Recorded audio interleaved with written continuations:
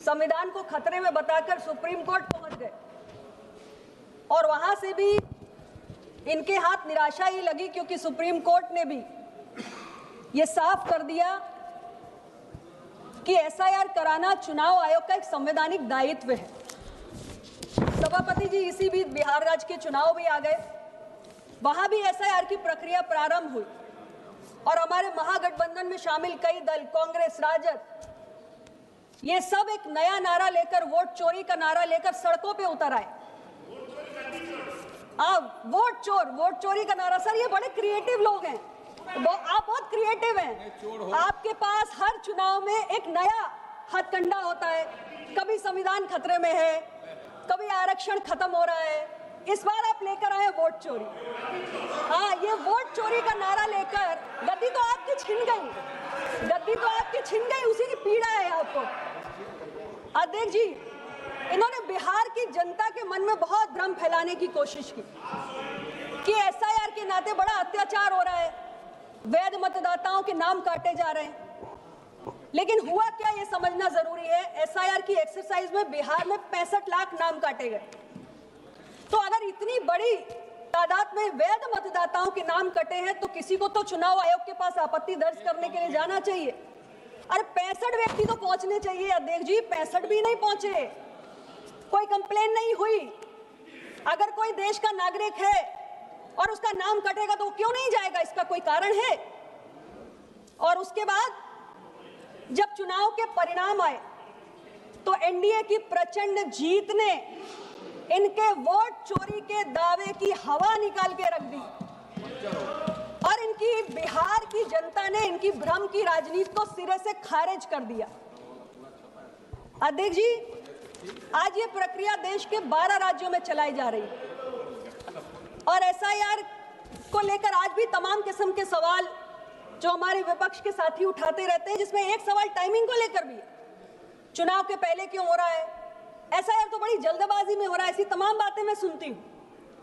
अध्यक्ष जी, ऐसे तमाम राज्य हैं जिन 12 राज्यों में हो रहा है, कुछ राज्यों में अभी भी चुनाव होने में 5 से 6 महीने का समय है और कई राज्य ऐसे हैं जिसमें 1 साल या उससे अधिक का समय है। तो ये जो टाइमिंग और जल्दबाजी को लेकर इनका दावा है, इसमें कोई दम नहीं है। और आज देश के अंदर अध्यक्ष जी घुसपैठिए की समस्या एक बहुत बड़ी चुनौती है। हम सब जानते हैं, पक्ष हो विपक्ष हो, सब जानते हैं कि इस देश में बड़ी संख्या में घुसपैठिए हैं, देश के अलग अलग राज्यों में, अलग अलग कोनों में।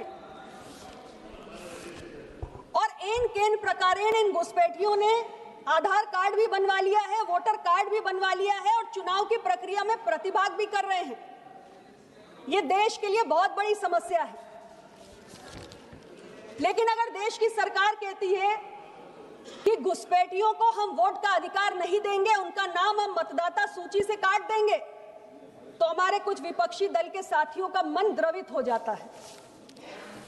अध्यक्ष जी, एसआईआर की जो प्रक्रिया चलाई गई है वो ऐसे ही अवैध मतदाताओं की पहचान के लिए चलाई गई है और घुसपैठ की जो समस्या है ये कोई नई समस्या नहीं है, ये देश की बहुत पुरानी समस्या है।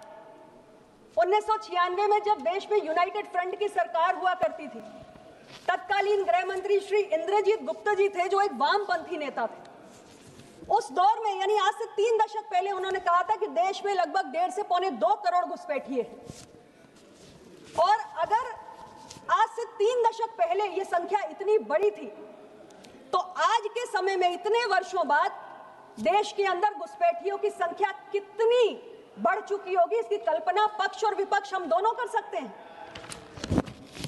अध्यक्ष जी, मुझे स्मरण है कि घुसपैठियों की समस्या को लेकर आज जो हमारे कई दल महागठबंधन में शामिल हैं, उनके भी कई नेताओं ने, जिसमें हमारे पश्चिम बंगाल की वर्तमान मुख्यमंत्री माननीय ममता बनर्जी जी और राजद के प्रमुख माननीय लालू प्रसाद यादव जी, इन्होंने नेता के इस सदन के सदस्य रहते हुए घुसपैठियों की समस्या को इस सदन में उठाने का काम किया था। ये दुख की बात भी है और ये दुर्भाग्य भी है कि इतने वर्षों में इस देश के अंदर घुसपैठियों की पहचान करके उन्हें देश की सीमा से बाहर करने का या उनका नाम मतदाता सूची से हटाने का कोई ईमानदार प्रयास नहीं हुआ।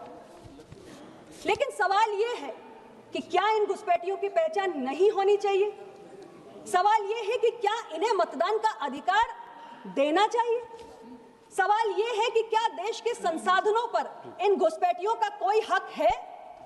सवाल यह है कि क्या भारत सरकार से लेकर तमाम राज्य सरकारों की योजनाओं का लाभ इन्हें मिलना चाहिए? और सबसे बड़ा सवाल यह है कि क्या इन घुसपैठियों का बचाव केवल इसलिए होना चाहिए क्योंकि फर्जी मतदाता पहचान पत्र बनाकर या किसी न किसी दल के वोटर बनकर बैठे हुए? अध्यक्ष जी, जब एसआईआर की प्रक्रिया शुरू हुई तो हमने देखा कि भारत बांग्लादेश की सीमा पर हजारों की संख्या में बोलने दीजिए सर, अभी तो शुरू किया है सर, अभी बोलने दीजिए, अभी कुछ समय चाहिए मुझे। भारत बांग्लादेश की सीमा पर हजारों की संख्या में तादाद में लोग बैठे हुए हैं सर, सीमा पार करके जाना चाहते हैं। हमने टीवी पर, मीडिया पर उनके इंटरव्यू सुने, उनके कथन सुने हैं। वो लोग स्पष्ट रूप से कह रहे हैं कि वो कैसे आए, कब आए, कितने दिन से भारत के अंदर रह रहे हैं और यहाँ तक कि कितनी बार उन्होंने भारत के चुनाव में मतदान किया है। ये गंभीर मसला है। अध्यक्ष जी, सवाल ये नहीं है कि घुसपैठियों को निकालने का किसका कितना दायित्व है, लेकिन सवाल ये जरूर है कि घुसपैठिए राष्ट्र की सुरक्षा के लिए एक बहुत बड़ा खतरा है और इस पर किसी भी प्रकार की कोई राजनीति नहीं होनी चाहिए। आप घुसपैठियों के साथ हैं क्या? आप घुसपैठियों के साथ हैं क्या? आप घुसपैठियों के साथ हैं क्या? बताइए, आप साथ हैं क्या? Address the chair ma'am, kindly address the chair. देखिए, देश के किसी भी कोने में अभी निकल के आ रहे हैं, अपने भारत बांग्लादेश की सीमा पर नहीं देखा, मैंने देखा है टीवी पर, बहुत सारे लोगों ने देखना, आपने भी देखा होगा। अध्यक्ष जी, किसी भी कोने में देश के अगर कोई अवैध मतदाता है तो उसका नाम मतदाता सूची से हटना चाहिए और कोई भी वैध मतदाता रहना नहीं चाहिए। यही एसआईआर का काम। Thank you madam. अध्यक्ष जी, आज थैंक यू मैडम, हमारे जो विपक्ष के साथी हैं उन्होंने एक रवैया बना लिया है, न खाता न वही, जो हम कहे वही सही। यानी सुप्रीम कोर्ट हो, चुनाव आयोग हो, कोई निष्पक्ष नहीं बचा, क्योंकि उस तरफ के साथी इस तरफ नहीं आ पा रहे हैं। आज इलेक्शन कमीशन हो, सुप्रीम कोर्ट हो, सब इनके निशाने पर है, क्योंकि समस्या दरअसल ये है कि हमारे इन साथियों को लगातार मिल रही चुनावी हार, जो देश के चुनाव से लेकर राज्यों के चुनाव में मिल रही है, उसने इनके अंदर बहुत हताशा और निराशा पैदा कर दी है और ये समझ चुके हैं कि एनडीए से राजनीतिक रूप से पार पाना संभव नहीं है, इसलिए हर चुनाव में एक नया भ्रमजाल बुनने का ये काम करते हैं। Ma'am please conclude in 1 minute.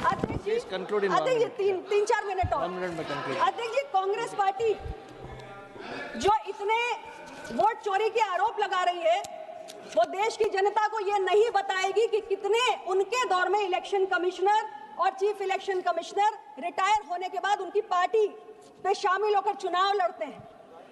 उस समय पॉलिटिकल न्यूट्रलिटी का कोई सवाल नहीं था, जो आज खड़ा हो रहा है जब एनडीए की सरकार है। कांग्रेस पार्टी देश की जनता को ये नहीं बताएगी माननीय टीएन सेशन साहब के जाने से। सुश्री वर्षा गायकवाड़। अरे अध्यक्ष जी, अभी मैं बोल रही हूँ। अध्यक्ष जी, अभी बोलने दीजिए। अध्यक्ष जी, 8 seconds. Please conclude in 30 seconds, please, because I have given you so many extensions. अध्यक्ष जी, कांग्रेस पार्टी ये नहीं बताएगी कि टीएन सेशन साहब के आने से पहले इस देश की जनता को ये नहीं पता था कि इलेक्शन कमीशन की चिड़िया का नाम। अपनी हार के असली कारणों को छिपाने के लिए ये सारे दल ईवीएम पर सवाल उठा रहे हैं, जबकि इनकी असली समस्या है जनता से दूरी। लेकिन कारण बताते हैं ये ईवीएम को।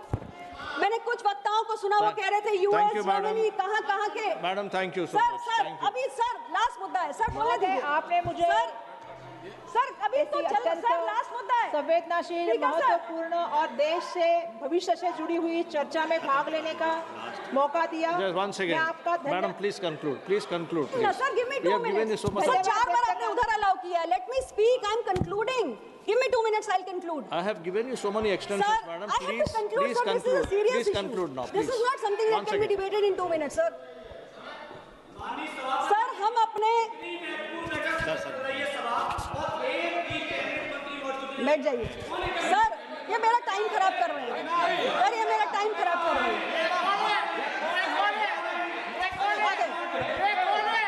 मैडम को बोलने दीजिए, मैडम को बोलने दीजिए। यस, अध्यक्ष महोदय, लास्ट पॉइंट मैम हमारे प्लीज। विपक्ष के कुछ साथी कह रहे थे कि ईवीएम को हटा दीजिए और बैलेट पेपर को वापस ले आइए, और तमाम पश्चिमी देशों के उदाहरण दे रहे थे।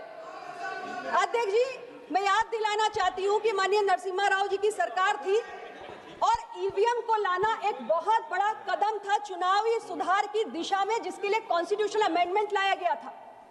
और इस सदन को याद दिलाना चाहती हूं कि जब बैलेट पेपर से चुनाव हुआ करता था तो कितनी चुनावी हिंसा होती थी, कितने लोगों की जानें जाती थी और कितने बूथ कैप्चर होते थे। क्या हम उस पुरानी व्यवस्था पर इस देश को वापस लाना चाहते हैं? यस मैम, वर्षा गायकवाड़ मैम। सम्मानीय अध्यक्ष महोदय, मुझे वक्त दिया जाए, जो मैंने शुरू किया था लेकिन बीच में आपने किसी को दिया तो मुझे प्रॉपर वक्त दिया जाए। मैं सम्मानीय अध्यक्ष महोदय, मुझे आज जो है वो इलेक्शन रिफॉर्म की चर्चा में जो अत्यंत संवेदनशील, महत्वाकांक्षी और देश के भविष्य से जुड़ी हुई चर्चा में भाग लेने का, हिस्सा लेने का आपने मुझे जो अवसर दिया, मैं आप सबका बहुत यहाँ पे धन्यवाद व्यक्त करना चाहूँगी। मैं कल से भाषण सुन रही हूँ अध्यक्ष महोदय, मैंने देखा यहाँ पे बहुत सारे वक्ताओं ने भाषण किया। आप सरकार के पक्ष के लोगों ने चाहे